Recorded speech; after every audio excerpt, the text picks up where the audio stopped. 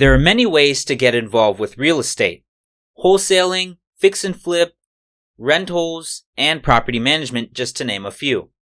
After graduating university, Jimmy Murray wanted to get rid of his 9-to-5 and go into real estate. He began with house hacking and then transitioned into wholesaling. He quickly realized that wholesaling was not for him, but he was very adept at speaking with and getting through to tired landlords. He pivoted and started a property management company as a means for him to get on track to achieving his dreams in real estate. In this episode, Jimmy shares why he feels on a net basis property management is a great alternative for those people looking to get started. He also shares with us how he leverages technologies to protect his investors and their assets. Finally, he shares with us some of the best practices for developing a solid team to improve profitability. All right, Sit Room Executives, we have joining us today Jimmy Murray. Welcome to the show.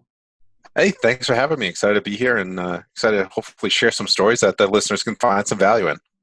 Excellent. I really appreciate you joining us. I mean, I know you're busy. You've got deals at everything that you're working on, trying to wrap up, and that we just talked about. And I really appreciate your time. So, can you tell our listeners a little bit about your background and how you got started in real estate? Absolutely. So I graduated college and immediately dove into house hacking.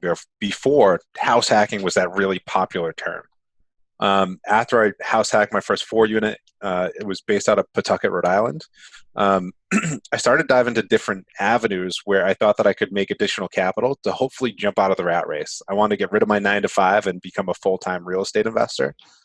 So the first avenue I tried to go down was wholesaling. It's like a natural start for a lot of folks. I think that the best start is to start out house hacking and then find your way from there. I wasn't that good of a wholesaler. So I don't know if folks ever buy into like the the personality profiles, but I am an INTJ. That's a Myers-Briggs profile, which means I am introverted. So being a shy introvert and trying to be a wholesaler didn't work out well for me. Fortunately, I've been able to work through that and become more of an ambivert, which is kind of in between extrovert and introvert. So I kind of failed at wholesaling. I was able to generate some income, but it wasn't enough for me to quit my full-time job. From wholesaling, I found out that I was really good at talking to tired landlords, and that's how I got into the property management business. So fast forward from 2015 to 2020, I'm now full-time in real estate. I've quit my corporate 9-to-5. I own a property management company with a partner, and we currently manage 600 units in the Rhode Island and southeastern Massachusetts market. We're really focused on technology and proper systems, and that's how you win, not only as a property manager, but also as an investor. All right. I was just taking a few notes here. So you said that, so you started, basically you kind of got started in 2015, right? So I bought my first one in 2012, my first Okay. 4-family. And honestly, sitting at the stage of the cycle that we're at now, I didn't realize how spoiled I was buying my first 4-unit for $140,000, and it only required a $10,000 rehab. No. So that price so the price per door was insanely low. And I was just really fortunate to get started, and that's where I caught the bug. But I have a partner on a podcast. I run the Cash Flow Kings podcast. He also owns a property on that same street in Pawtucket. So we joke that great real estate investors start with their first multifamily on Central Ave in Pawtucket, Rhode Island. But I also joke with him that I still have the ugliest house in Pawtucket. It just generates a ton of cash flow. The outside of that building is not nice. Inside of the units are very, very nice. And I think that might be a common misconception that a lot of real estate investors face is you don't always have to make the outside super nice, just as long as it functions. I'm not saying that you can't get higher rents if you make it super nice, but as long as the insides of the units are nice, you can attract great tenants. So you mentioned that you had a property, you got into the property management, right? So Yep. what was your thought process behind that in saying, okay, I'm going to kind of make this transition into the property management? Like what was it that was appealing to you? I think that the most important part, there are legitimately a million ways to earn an income. via real estate. Whether you want to be a realtor, you want to own investment property, you want to be a syndicator, passive investor, whatever it may be, you have to figure out what you're good at and then dive deep into that niche. So as I'm wholesaling, I mailed 3 separate lists. One was a probate list. One was an inherited list. The inherited list, I've never caught so many death threats in my life. It was incredible. So those 2 I really didn't like. And the third list was a high equity list. And this is where I found like my first couple of wholesale deals were working with tired landlords. So as I start to go through this and I'm not generating the income that I want in order to quit my corporate job, I decided to make a transition. As I start looking at the numbers, in our local market, when you buy an investment property, you build out your pro forma, so your income and your expenses, what you look to generate from a net income perspective on the backside is very similar to what a property manager makes. So we typically aim to make between $125 to $200 per door, depending on the neighborhood and the cap rate. So that's a whole separate discussion. But as a property manager, we charge between 7 to 10% of the gross rents collected. So that's really similar to what the investor makes on a net income basis. So when I originally started, I said, hey, listen, I'm going to buy a bunch of doors. It's going to be passive for me. I can do some of my own maintenance work. If it's bigger, I can bring in vendors. And then I ran out of capital quickly. I mean, when I started in 2012, I had $70,000 in student loans.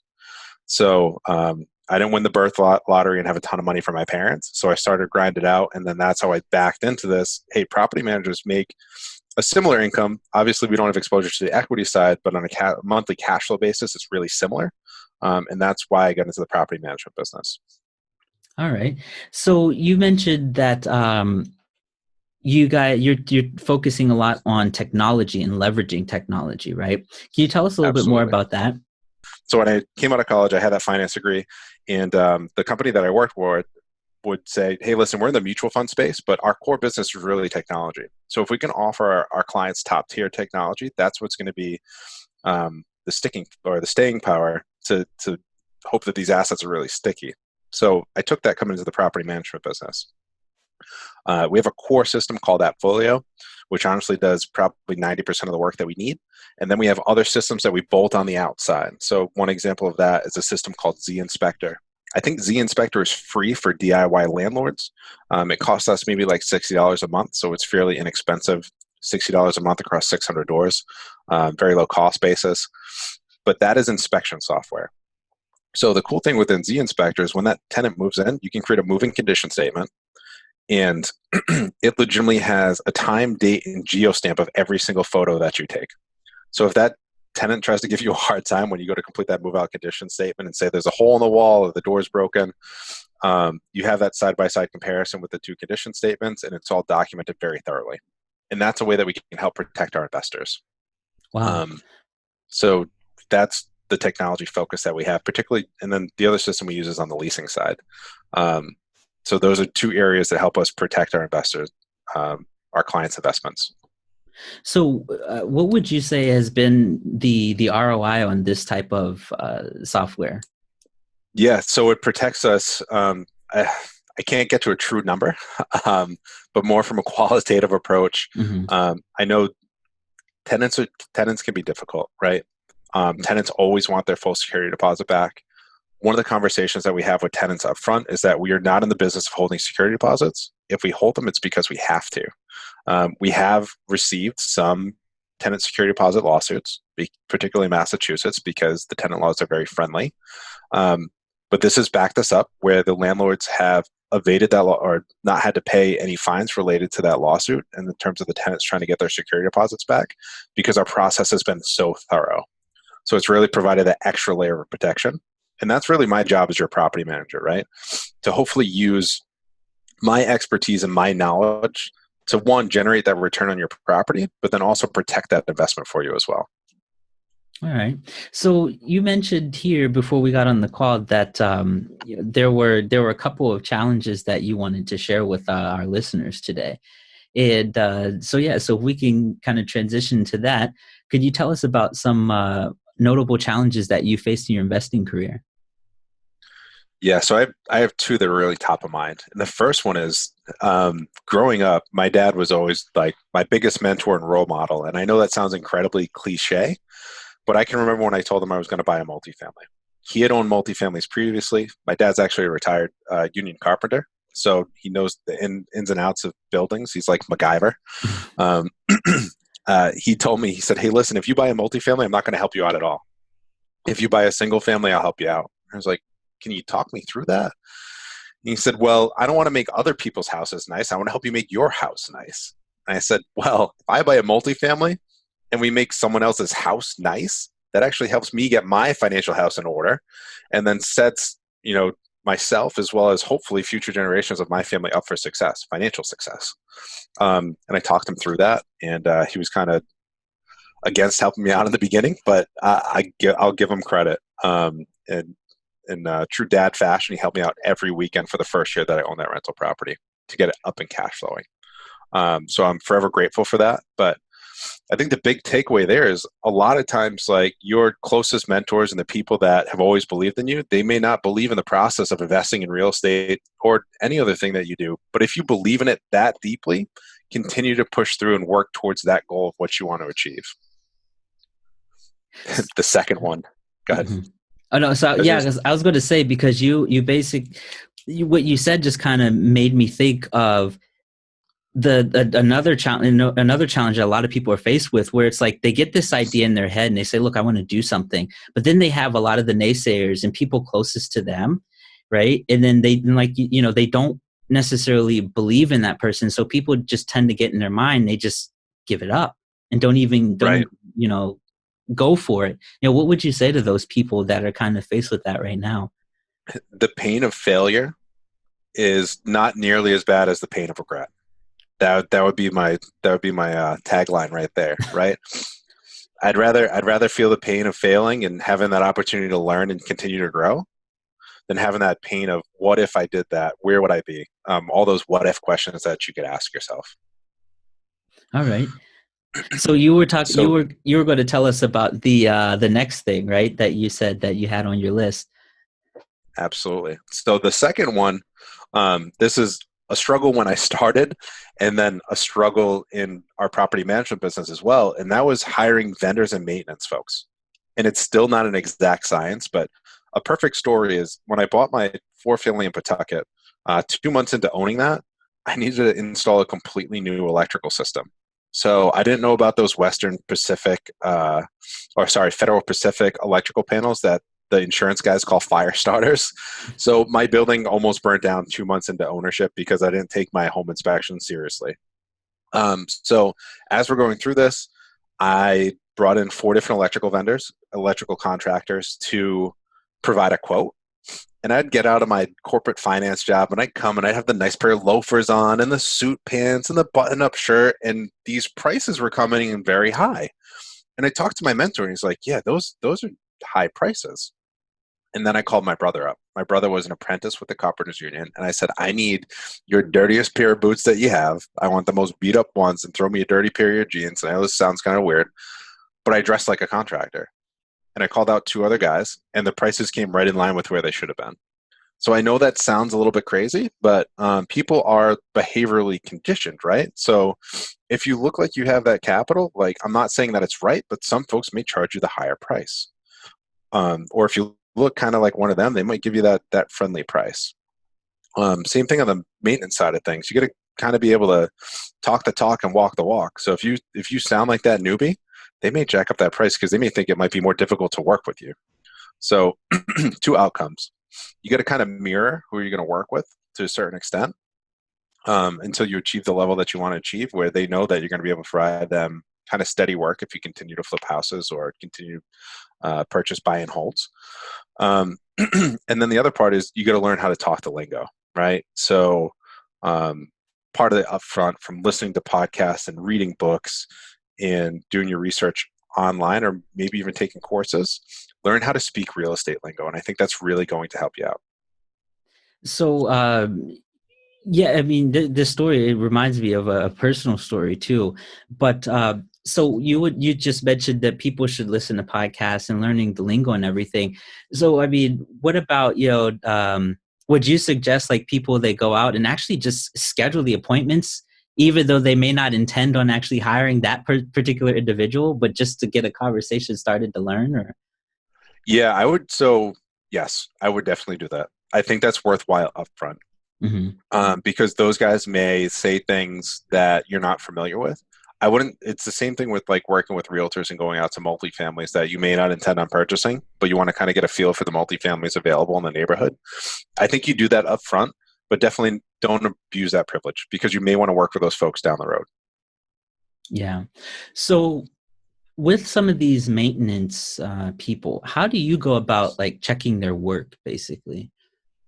Yeah. So I actually walked through one of our flips yesterday, and we put in wine racks because it was fairly inexpensive, but it was a more affluent neighborhood. And the wine rack on the third floor was like very nice and it fit under the cabinet. It was installed correctly. And then I go down to the second floor and like the upper cabinet is 24 inches and then the wine rack underneath is 18. And then there's this giant gap and it looks completely off.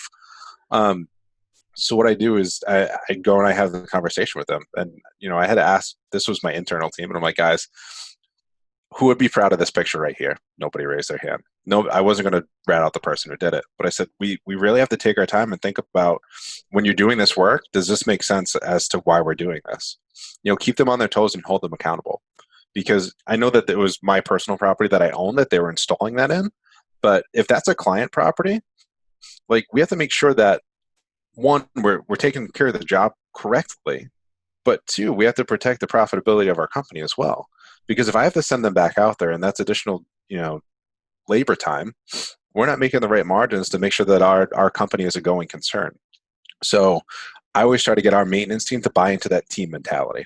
And, my partner on the podcast, Frank Padalano, the Cash Flow Kings podcast, one of the big things that he jumps on all the time is real estate investing is a team sport.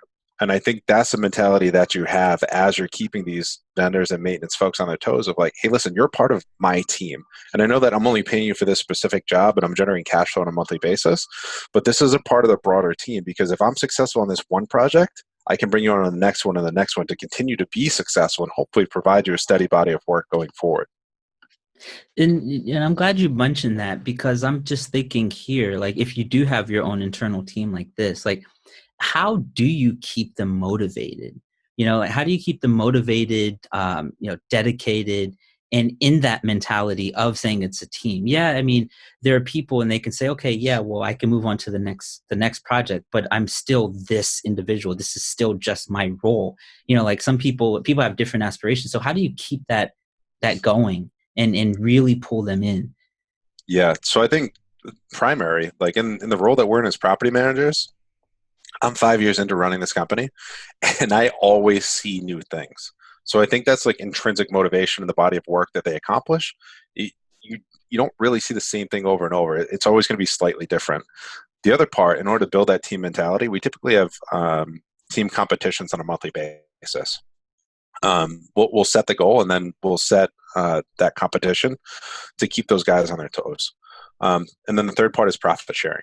So if we run our company profitably, then we offer a profit sharing plan to our maintenance employees to align all of our interests, right? So if they go out there and we say, hey, listen, this project should take 100 hours, 10 hours for this piece, 5 hours for this piece, and so on, and they meet or exceed that goal, then there will be some type of profit sharing incentive for those guys. So you just mentioned competition. Can you give us a little bit of a little bit more color with regards to that, like, or an example maybe? Absolutely. So we had onboarded a considerable amount of units during 2019, and we didn't have the full utility information. So we needed electric meter numbers and gas meter numbers. So the leasing team is on the road all the time, and the maintenance guys are on the road all the time. So we set a leasing versus maintenance competition to see who could get the most meter numbers. There was financial compensation for the amount of meters that they got, but then there was also a reward at the end of a pizza party. And I know that it seems kind of not all that glamorous that it's going to be a pizza party at the end, but to get the leasing team and maintenance team competing for the better good of the company was something that's incentivized our team this past month.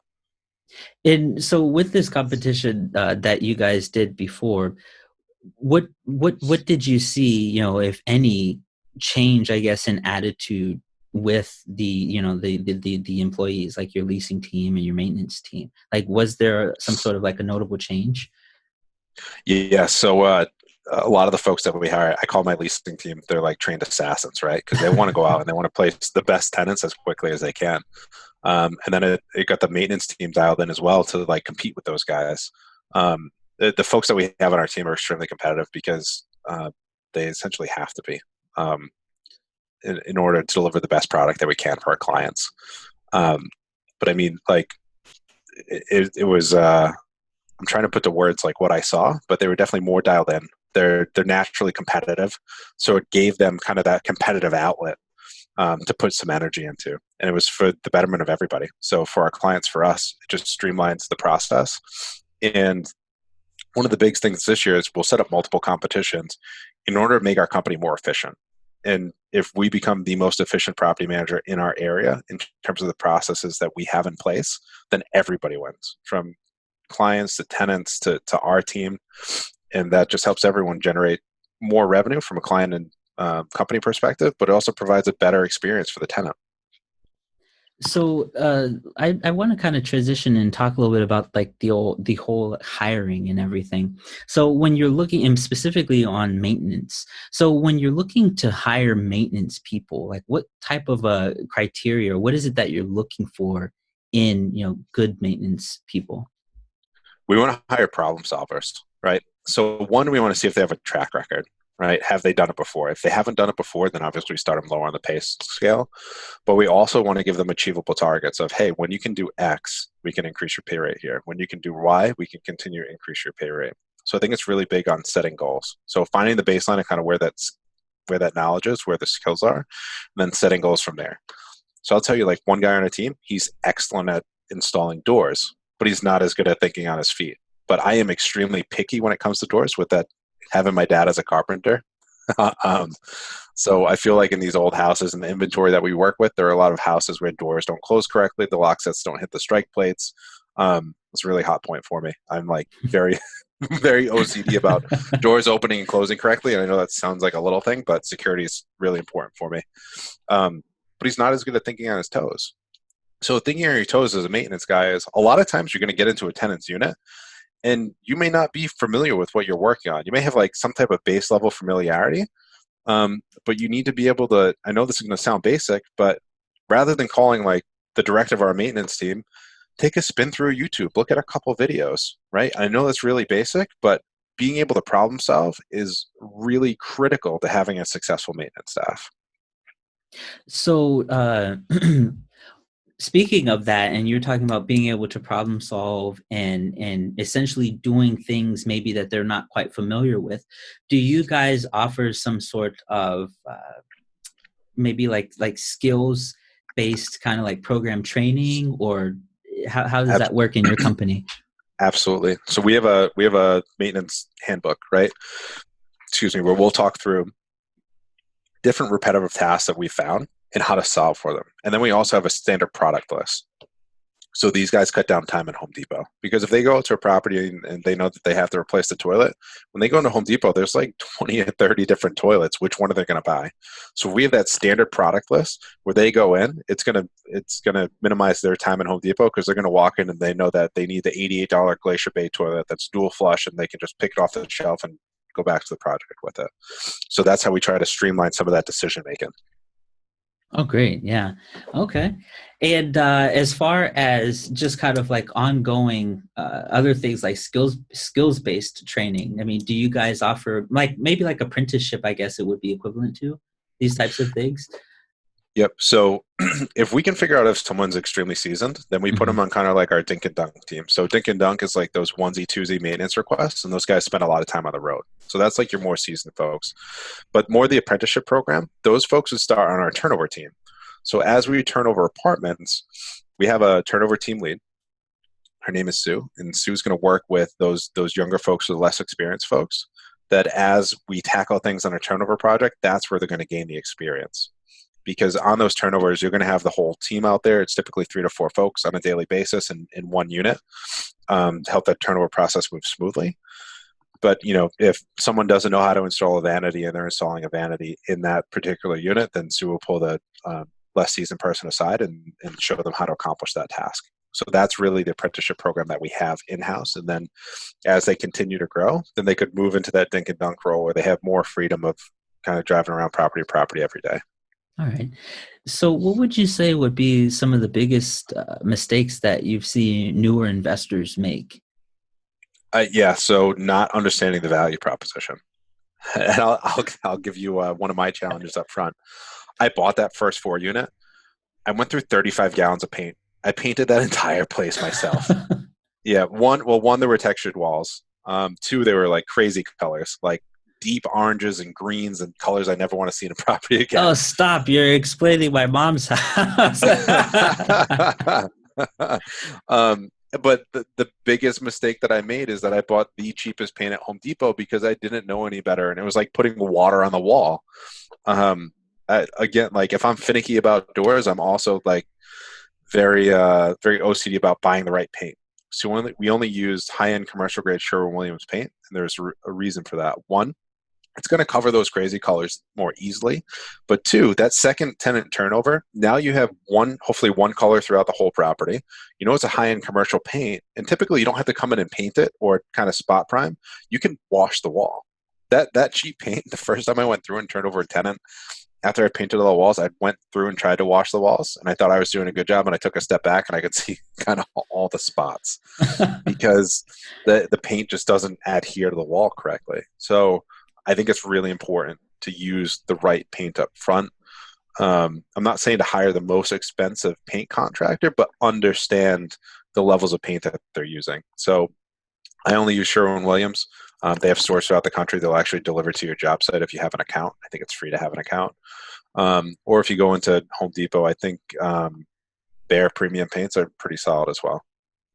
So do you have any, speaking of paint, do you have any recommendations regarding kind of like brush painting versus actual spraying? Because I just thought about this when we were doing our house back in PA. We were just using the roller brushes and everything, right? Yep. But then, I mean, I swear it took forever. And then finally, just like, you know what, forget about this. And then we had a crew come out, and I mean, they were like in and out. And I'm like, well, what happened? And she was like, oh yeah, they used like some sprayer, you know? I was like, okay, right. You know? And I found that the spray, it just looked much nicer, you know, the finish. So, I mean, what's your experience with this? Yep. So if we're going to be replacing the floor in a unit, and we can get down to the subfloor, we'll bring the sprayer in so that we can get through it. But honestly, my guys are going to use the brushes and rollers. It's a matter of experience and then also using the right paints. As we're talking about paint, I think a lot of investors might skip over like painting ceilings in the beginning. Like they may come in and paint the wall and they don't realize how much of an impact a clean ceiling will take. So I would say pay attention to that as well. I think there's going to be a big difference between kind of the DIY spraying and then the commercial grade sprayers. We have a commercial grade sprayer. I think it costs like $1,200. The tips are very expensive between like the wide to the smaller kind of wand. But it takes like an hour and a half to clean it once it's done.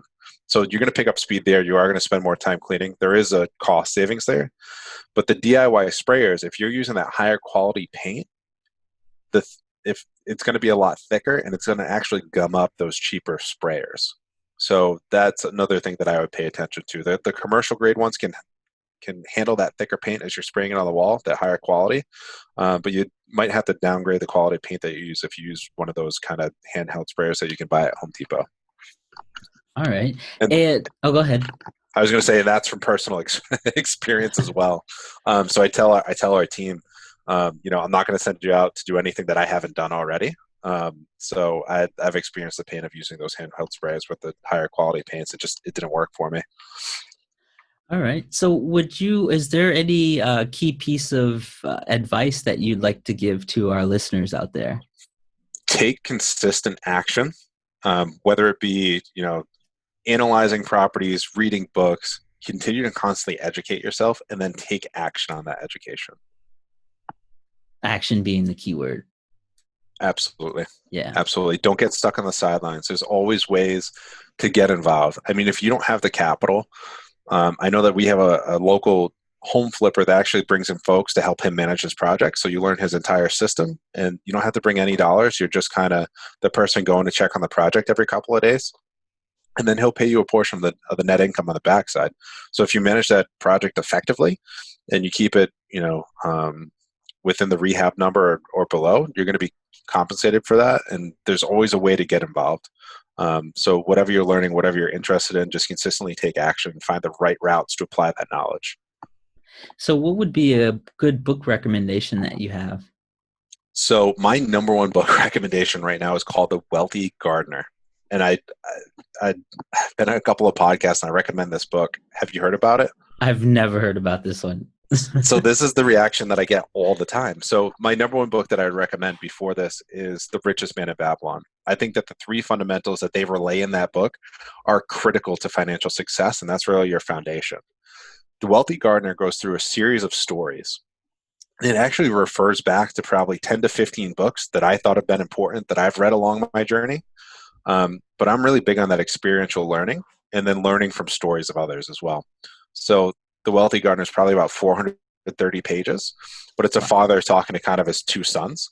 And it relates so much great knowledge and just reaffirms a lot of the things that I've already done. So that I would stand firmly by that book recommendation. So how could our listeners get in touch with you if they wanted to reach out?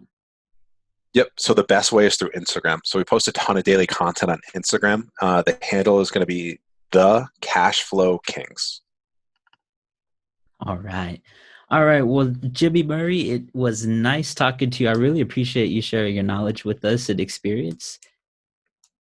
Absolutely. Thanks for having me. All right.